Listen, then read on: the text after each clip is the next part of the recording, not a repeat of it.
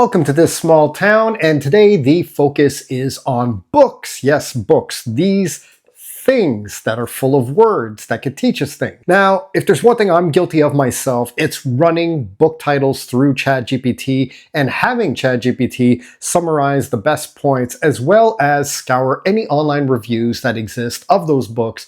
So then I could skip myself the trouble of going through 220 to about 300 pages of text, which is the standard length of a book. However, when we zero in on a book that we really like, and we know that there's a lot to be gleaned from it, I can tell you right now that rereading the same book over and over again can have very big benefits. Now today I have 3 books for you, and believe me, it's 3 books out of many that you can learn a lot from, especially if you reread them over and over again. And these books will give your small town business an unfair advantage over your competitors, especially if some of those competitors happen to be franchise restaurants or just people who basically open a business but don't put much thought into that business. I'm sure you know who I'm talking about. Let's get into these 3 books and what you can glean from them. Book number 1 would be The Fish That Ate the Whale by Rich Cohen. This is not a standard business book by any stretch. You know, you're not being directly taught anything, but there is so much you can learn from it. It's the story of a man who immigrated to America at the age of 14 from Russia. He had 3 things working against him at the time, because this was turn of the century America. So he met with a lot of prejudice because he was Jewish, because he was Russian, so he didn't speak English properly, so he got made fun of for that, and just generally viewed with suspicion because he was an immigrant. Regardless of this, he managed to find a $1 million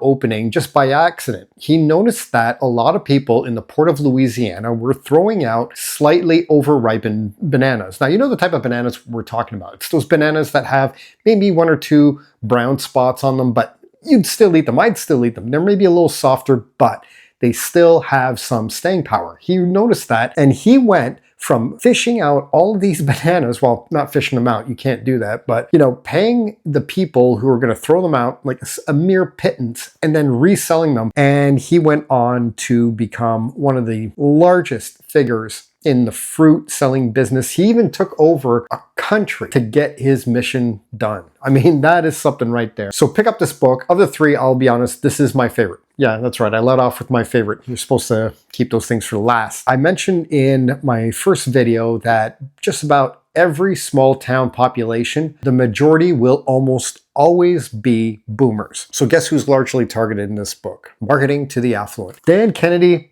I can praise this guy up and down all day long. He's one of the first people I started to study when I got into marketing, and I have learned a lot from him. I've read several of his books. I've gone through several of his courses, and I'll definitely be covering one of his courses in a future video and why you should invest in it. But this one, for sure, if you live in a small town, you need to know how to appeal to boomers. It just so happens that Dan Kennedy himself is a boomer, so who better to ask than him? But the fact of the matter is, if your town is largely made up of boomers, that is who you have to put your focus on. I also happen to mention in that first video that I've created an online community for small town business owners. It's free to join, and there just happens to be a component in that very course that teaches you how to use the old school marketing methods that boomers still respond to. Because once all the boomers are dead, once they're all gone, chances are these mediums will not work anymore. They're just not going to be worth the trouble, but it's worth checking out. So if you want to learn more about marketing to boomers, first, get this book. You might be able to find it at your local library, and if not, it's probably pick it up for 20 bucks. The price isn't on the cover. You can probably pick it up for a lousy 20 bucks on Amazon. I suggest you get it. And if you also want to get the optimal effect on boomers,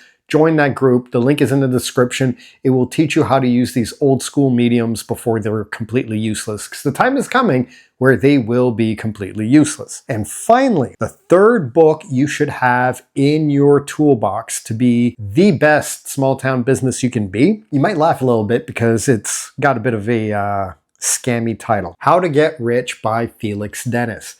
Now, if you don't recognize Felix Dennis's Felix Dennis's name, you might recognize some of the magazines that he created. There's Maxim magazine. I believe he created PC World. And when Bruce Lee was just getting his start and making it big in movies, he got the rights to create magazines based on some of Bruce Lee's movies. And that is how he initially minted his fortune. He minted it on Bruce Lee. It was amazing. But what you get in this book, it's the type of, I'm not going to say it's common sense, because obviously if everybody knew what's in here, they wouldn't need this book. But it's common sense to the rich, all right? This is basically taking you by the hand and leading you to the end game before you get there, to give you a sneak peek. And some of what he teaches in this book has always stayed with me. As you can see, sometimes I'll pull out the book and just reread where I have all my notes. Yeah, I guess you could see that. That's kind of a little something I do with all my books. Because what's the point of reading if you're not retaining? And you can't retain everything, obviously. So it's nice to just add these little tickets to help you remember what it is you glean. One of the absolute top lessons I learned from this book is to never give up any ownership in the businesses you create, no matter what. He even says, whatever it takes, lying, cheating, stealing, fighting, whatever, never cede even 1% if you can help it. Just avoid it. Keep total control for as long as you can possibly handle it. And that is something that has always stuck with me.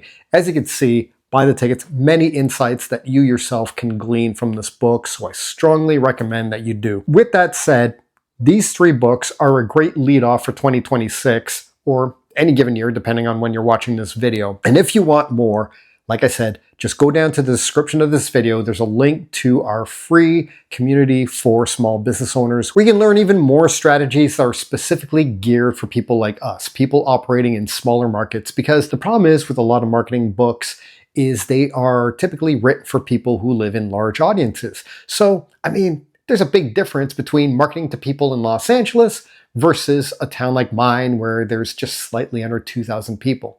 Big difference. Big difference in values, big difference in mindsets. I mean, I can tell you from both of the businesses I run, it is not a cakewalk. Like, people are also a lot more suspicious. They're a lot more cautious. And they also don't latch on to trends the same way people in the city do. So those are some key differences. Get these books, join the community, and I will see you in the next video. Thank you very much for watching.